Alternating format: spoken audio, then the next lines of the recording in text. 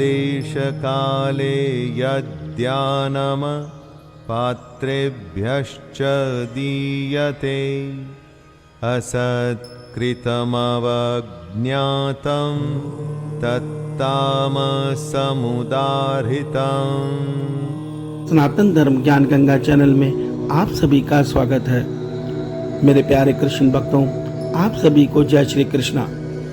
मेरे प्यारे कृष्ण भक्तों, सनातन धर्म ज्ञान गंगा चैनल के आज की वीडियो में हम लोग श्रीमद् भगवद गीता के अध्याय 17 के श्लोक 22 को भगवान श्री कृष्ण जी की कृपा से सरल रूप में सुनने और समझने का प्रयास करेंगे। जय श्री कृष्णा।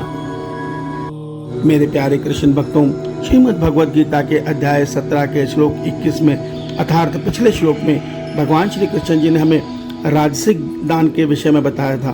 अब आज के श्लोक में भगवान कहते हैं, हे अर्जुन, जो दान बिना सत्कार के तथा अवज्ञा पूर्वक अयोग्य देश और काल को कुपात्र में दिया जाता है, वह दान तामसिक दान कहा जाता है। मेरे प्यारे कृष्ण भक्तों, आइए आज के इस श्लोक को हम थोड़ा सरल रूप में सुनने और समझने का प्रयास करते हैं। जय श्री कृष्णा।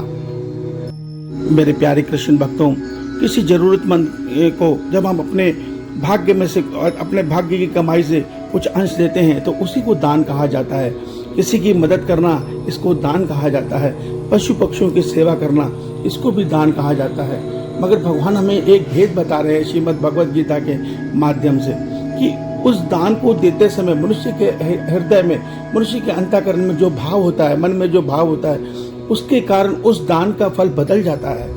जब दान मनुष्य निष्काम भाव से देता है तो वो दान भगवान के नजदीक ले जाता है। उसके दान से मनुष्य के अंदर सात्विक गुण प्रबल होते हैं। सात्विक गुण मनुष्य के अंदर निष्कामता लाते हैं, प्रभु के प्रति प्रेम लाते हैं और इस संसार को सब में परमात्मा देखते हुए सबको परमात्मा मानकर जब मनुष्य सेवा के भाव में जीवन जीता है तो वो जल्दी संसार से मुक्त होने लग जाता है।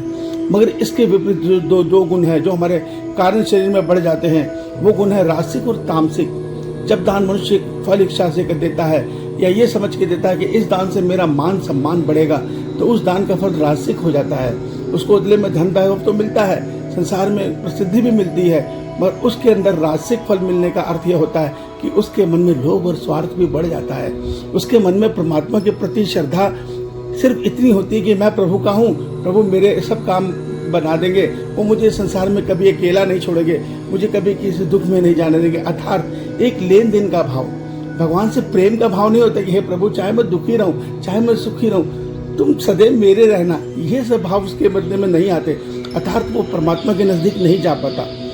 मगर आज के श्लोक में भगवान कहते हैं कि जो दान बिना सत्कार के, अर्थात ये समझ के दिया जाता है ये तुच्छ प्राणी है, इसको दे देता हूँ, ये इसका काम चल जाएगा, इस प्रकार बिना सत्कार के दिया जाता है, तिरस्कार पूर्वक दिया जाता है और कुपात्र को दिया जाता है। अर्थात वो मनुष्य हम देख रहे हैं कि वो शराब पी रहा है या वो गलत कार्य कर रहा है, या हम सड़कों पे देखते हैं कि छोटे महिलाएं बच्चों को हाथ में लिए पैसे मांग रही हैं। अरे जब उनके पास अपने खाने के लिए नहीं था तो उन्होंने बच्चे क्यों पैदा किए? अर्थात वो कुपात्र हैं, वो जवान हैं, वो अपना मेहनत करके अपना और बच्चे का पेट पाल सकते हैं, मगर फिर भी वो हाथ पसार रहे हैं और हम उनको दान दे रहे हैं। अर्थात वो हमारा वो दान तामसिक कहा जाएगा। भगवान ने कहा है कुपात्र को दान नहीं देना। अगर वो हमारे धन से कुछ भी गलत कार्य करेंगे, बीड़ी पिएंगे, सिगरेट पिएंगे, शराब पिएंगे, मांस मदिरा का सेवन करेंगे, तो हमारा दिया उसका फल हमें प्राप्त होगा, हमारा विनाश होगा, हमारे अंदर तामसिक गुण बढ़ेंगे। तामसिक गुण बढ़ने का अर्थ आप ये समझ लीजिए कि मनुष्य की बुद्धि अज्ञान से गिर जाती है, मनुष्य सत्य को नहीं देख पाता, अर्थात परमात्मा से दूर हो जाता है। वो हर वो कार्य करता है जिससे वो उसको अधोगति प्राप्त हो। अर्थात अनेकों स्त्रियों से व्यभिचार करना, काम, क्रोध, लोभ, तृष्णा उसको घेरे रहती हैं। एक मिनट में वो किसी को मारने में देर नहीं करता क्योंकि उसके मन में इतनी घृणा होती है कि वो किसी को भी मार देता है। तो तामसिक गुण बड़ा खतरनाक गुण है और तामसिक गुण इस मनुष्य शरीर की अंतिम सीढ़ी है।